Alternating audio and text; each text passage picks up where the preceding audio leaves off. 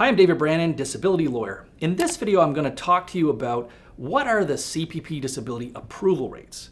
So after watching this video, you'll have a better understanding about what are the chances that someone gets approved for CPP disability at the various points of application and throughout the appeals. If you like the video, please go ahead and hit the like button. Also, don't forget to subscribe and hit the little bell notice button so that you can get notified when we put these videos out every week.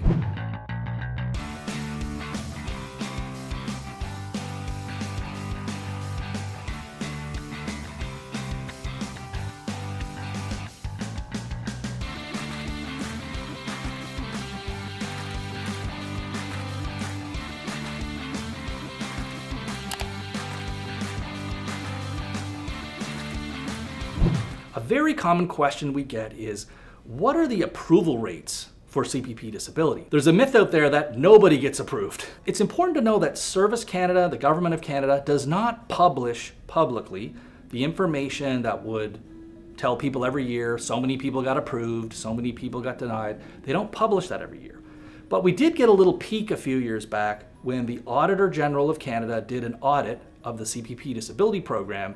They produced a report that had a lot of data in it. It allowed us, at least for the period of that study, to understand what the approval rates were. So the Auditor General's report came out in 2016.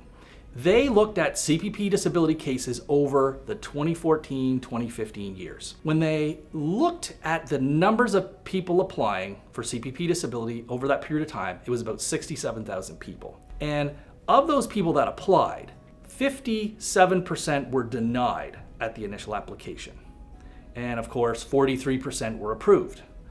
But that's not what I found the most fascinating about this study. So if you take all the people that were denied at that initial application, only 33% of those people actually went on to the next step to do the reconsideration appeal. In other words, 66% of the people who got denied at the initial application just walked away and didn't go any further with it. That just blew my mind of how many people that just gave up right out of the gate. Now, we don't know who those people were. Maybe some of them just did not qualify, but that's still a huge number of people to show that only 33% of people who got denied with their initial application even bothered to do an appeal. So the stats, we were able to follow through the stats through each of the next levels. We've got our group of people that were denied.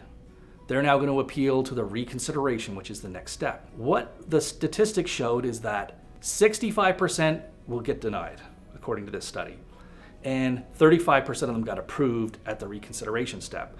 So you can see that the denial rate went up compared to the initial application. Of the people that get denied at the reconsideration, 60% of them just give up at that point and don't go any further. Again, that kind of blew my mind. At the first step, 66% gave up. At this step, there was a dropout of another 60% of the people who got denied. So only 40% of the people that got denied at the reconsideration moved on to the next step, which is the tribunal appeal.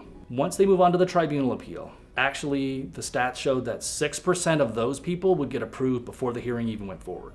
For cases that went to a hearing, 60% got approved, which is not bad. That's more than 50%. And so that kind of gives you a sense of how the numbers flow through. So what can we take away from this? There's two things you can take away. Number one, this is a snapshot in time. We don't have ongoing statistics and publications from CPP disability telling us what it is minute to minute every year. This was just what these approval rates were back in 2014, 2015. CPP disability doesn't publish this, so we don't really know. So keep that in mind. These give you a sense, a snapshot of time of what was going on. We don't know if this carried forward, and there's been a lot of changes with the CPP and the tribunal over the last few years. Second key point that you probably could take this away from this is that the high dropout rates of people that get denied at the first application at the reconsideration, the number of people dropping out after being denied was like 60% or more at both steps, which is super high. I have to believe that a lot of those people could have got approved if they had either kept appealing or got help to present their case in a better way. So that's it. Now you have a better understanding of the CPP approval rates based on the best information that we have, and you can kind of factor that into your own decisions and how it may work out in your case. Now, if you like this video, don't forget to click the like button. We'd love to hear from you in the comments below if you have comments about this video or have other questions. And also hit the little bell notification button so that you'll get notice of our videos when they come out once or twice a week.